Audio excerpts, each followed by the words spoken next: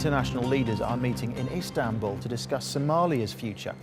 The roadmap to Somalia's election is expected to be top of their agenda because the current government's mandate runs out in September. 50 countries are attending the talks. Security, peace and development of infrastructure will be discussed. Turkish President Recep Tayyip Erdogan has spoken at the conference.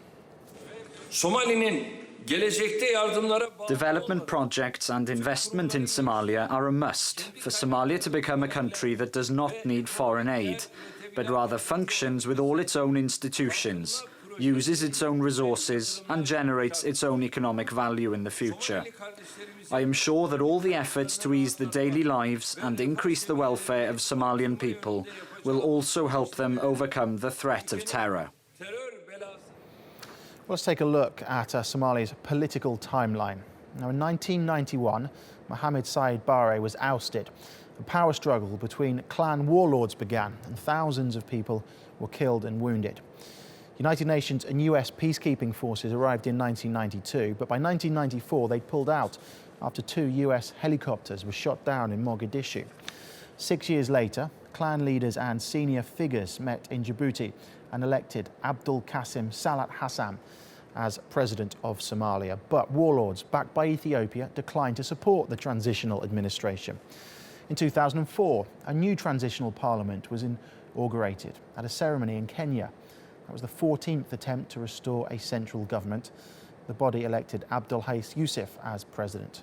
More than a decade later, Somalia's first formal parliament in more than 20 years is sworn in at a Mogadishu airport. MPs elected the academic and civic activist Hassan Sheikh Mohamud as president in the first presidential election in Somalia since 1967. Well, joining me now is Muhdiin Mohamed Ali. He's the director of the Centre for Somali Policy and joins us live now to talk more about this. Thank you very much for your time. So this summit then in Istanbul, what is hoped to come from it?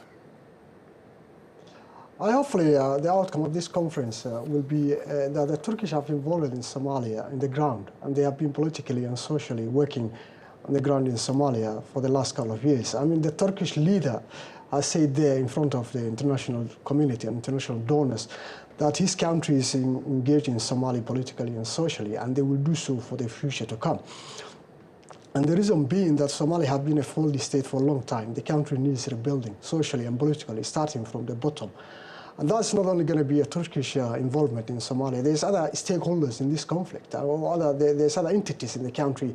The neighboring countries have an obligation in Somalia, particularly in the peace-building initiatives. I mean, to take in part of the peace mission in Somalia. Ethiopians, the Kenyans, the Djiboutians, they're already contributing peacekeeping mission in Somalia. And Turkey's involvement in Somalia is not something that I started today, Paul.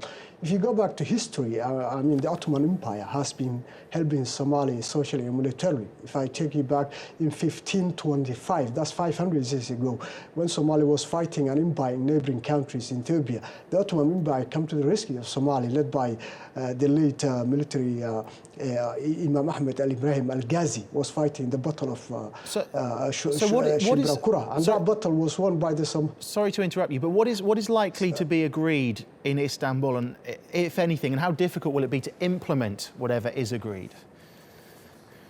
No, whatever is agreed in Istanbul, actually, they're not going to be started so quickly in the ground in Somalia, because Turkish involvement in Somalia is limited to the capital, Mogadishu, where the federal government is based.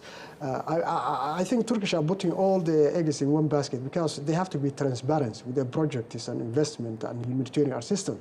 They have to reach other towns and cities in the country. There's towns and cities that are located in Somalia that have a drought, that has a famine, that has no functioning, social infrastructure. But they're putting all the attention and focus and financial resources in the capital, Mogadishu. So I would like to see a transparent Turkish operation in Somalia.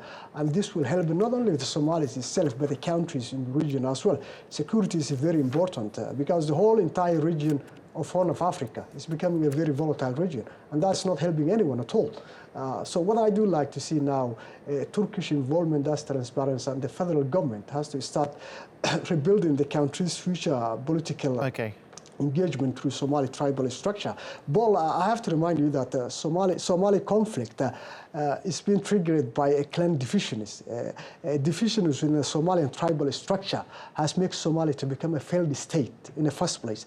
And divisions in the Somalian tribal structure is what is obstacle to the rebuilding of new state in Somalia. And what they're sitting in Accra today, or Istanbul, what they're doing is that rebuild the Somalis future political system. And that's only can work when Somalians want to work with each other, and that can only happen with more negotiations in the political framework of Somalia in the future. Okay, Muhdiin, thank you very much for your time here on TRT World.